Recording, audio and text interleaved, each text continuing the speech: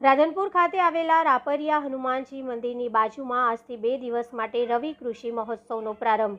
પાટણ જિલ્લાના રાધનપુર તાલુકાના તમામ ખેડૂતોને યોજનાલક્ષી માહિતી મળી રહે તે માટે આજ તારીખ 6/12/2024 અને 7/12/2024 ડિસેમ્બર 2 દિવસ સુધી રાધનપુર રાપરિયા હનુમાનજી મંદિરની બાજુમાં રાધનપુર તાલુકાનો રવિ કૃષિ મહોત્સવનું આયોજન કરવામાં આવ્યું છે। રાધનપુર તાલુકા ખેડૂતોને રવિ સિઝનમાં રવિ પાકો વિશે આધુનિક કૃષિ તાંત્રિકતા અને માર્ગદર્શન તેમજ ખેડૂતલક્ષી વિવિધ સહાય યોજનાઓ અંગે સમજ આપવામાં આવી હતી।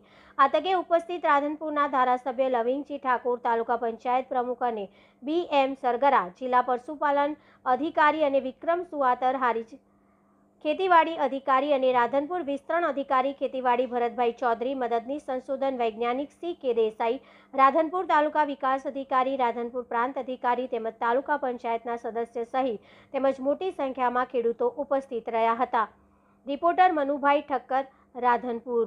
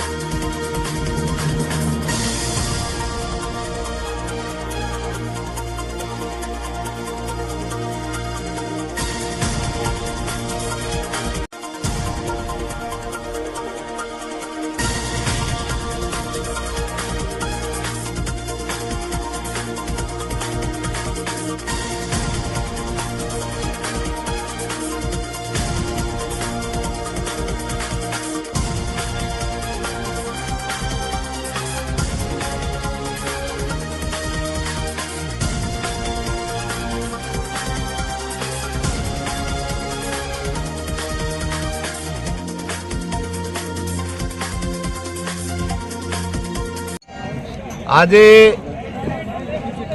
રવિ કૃષિ મહોત્સવ 2024 દ્વારા અંતર્ગત આજે રાધનપુર મુકામે કૃષિ મહોત્સવનું આયોજન કરેલું। એમાં રાધનપુર તાલુકાના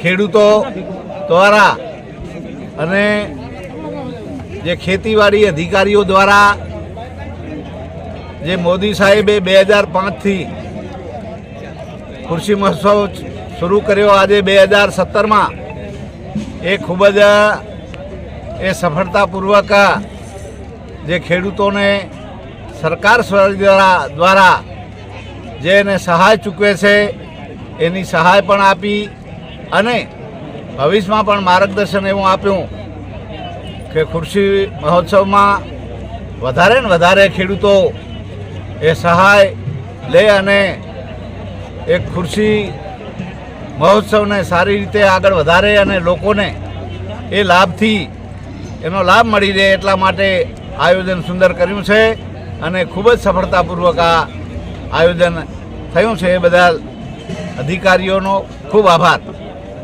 ગુજરાત સરકાર દ્વારા 2 દિવસીય રવિ કૃષિ મહોત્સવનું રાપરિયા હનુમાન ખાતે રાધનપુર આયોજન કરવામાં આવ્યું હતું, જેની અંદર આપણા વિસ્તારના ધારાસભ્યશ્રી તેમજ વિવિધ આગેવાનો અને પ્રાંત અધિકારી સાહેબ તેમજ તાલુકા વિકાસ અધિકારી સાહેબ ઉપસ્થિત રહ્યા હતા અને ખેડૂતો પણ બહોળી માત્રાની અંદર આ કાર્યક્રમની અંદર ઉત્સાહભેર ભાગ લીધો હતો. આ કાર્યક્રમમાં કૃષિ પરિસંવાદ સાથે સાથે સ્ટોલની મુલાકાત તેમજ પ્રાકૃતિક મોડલ ફાર્મની મુલાકાત પણ કરવાની છે, જે બપોર બાદનું આયોજન છે અને જેની અંદર પ્રગતિશીલ ખેડૂત છે જે પ્રાકૃતિક ખેતી કરે છે તેમની મોડલ ફાર્મ છે તે ખેડૂતોને બતાવવાના છે. શું નામ છે તમારું? મારું નામ વિક્રમભાઈ સુવાતર, નોડલ અધિકારી રવિ કૃષિ મહોત્સવ.